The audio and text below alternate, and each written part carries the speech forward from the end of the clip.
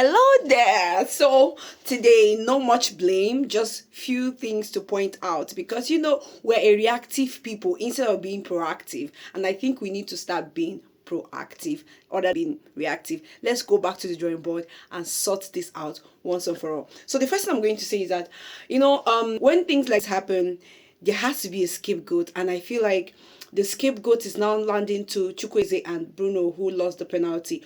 But I don't think we lost that game just at the penalty. We lost that game way before the penalty, before the extra time. Because when you look at that game, you see that Morocco dominated. How do you play in a game for how many minutes? Over 100 minutes, and you have just 2 shots on target. And look at it this way also. I think even players like Osimhen knew when we lost that game, because you could see the disappointment in his face towards the 8-something minutes. Now, the thing is, we went into that game with just one plan. And guess what? This Moroccan team are very good tactically. And you think they won't prepare for you. We played the way they anticipated, and that is why they were able to keep us short. They were able to make shh. Do you understand? And yes, it wasn't just the players' fault. It was just the brilliance of individual players. Players like Calvin Bassey, Nwabali walked yesterday. Calvin Bassey walked yesterday. After that yellow card, I was thinking he would mellow down. But guy was fighting like as if he wanted to save people's life. Like our life literally depended in his hands, and he did well. Now let's move on to the referee. Let's not just blame the referee, because it's what would I say, is a constant factor. You are going into such a game, you should anticipate. This is Afcon, for crying out loud. You should anticipate this. I mean, even the referee and the person on the VAR, those news were flying around and all of that. You should anticipate things like this. So whether the refereeing goes your way or not, your tactical team needs to find a way to surprise your opponent. And that is what Eric Schell and his team failed to do yesterday.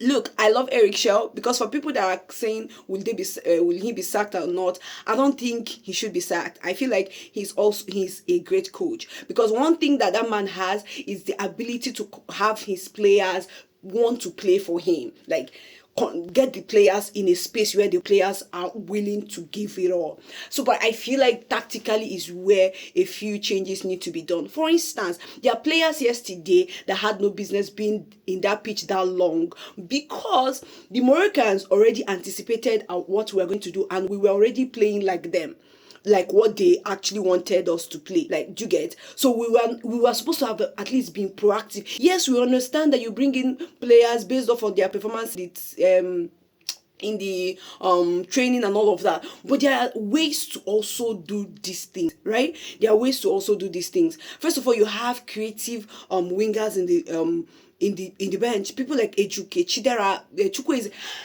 You didn't bring in them. You left Akko Adams inside of there. You know that our attacker is caged by this Moroccan. What we needed to do at that time is bring in a little bit of surprise. But you could see that we just had just one plan. And when the plan was not working, we were just hanging in there. And then our few supporters who were in the team, in the field, were now shouting, delivered Paul and Silas and all of that. And that is not where we go. Now, when it comes to what do you call it? Samuel Chukwueze, I feel like the coach was not fair to him. Samuel Chukwueze is one person that we know that he's brilliant with cross and all of that. And if you're constantly watching Nigerian games where him and Osimhen has been paired, you could see how he connects, like the connection between the both of them. And I feel like at some point today, Chukwueze should have come in at the second half, like not towards the end of the game, because bringing him towards that end of the game was just going to give him just one highlight in that game, which is penalty. And then let me explain some of people that were saying so people should have started. There are ways that they choose who takes penalties for the team. First of all, is statistics on the field when they were training, who converted the highest, and that's one of the ways they choose. And then also at that point at field, the coach and the captain, everybody has the right to say, okay, fine, who has the morale to go for this thing? Do you understand? That's another way also, right? So, and I feel like him bringing Chukwueze just that time was more or less. Now, this is not excusing Chukwueze's would I call it tactical, like a lackadaisical attitude to that penalty and all of that. But I feel like if he had had more time, imagine him coming at somewhere at 60th minute and having to play, do one or two dribbling and two or three crosses to Osimhen and all of that. Maybe we even have ended up in this penalty shootout. Or it could have given him the morale to actually fight. I mean, you just, now the entire nation is tearing this boy down. Like, they're tearing him down.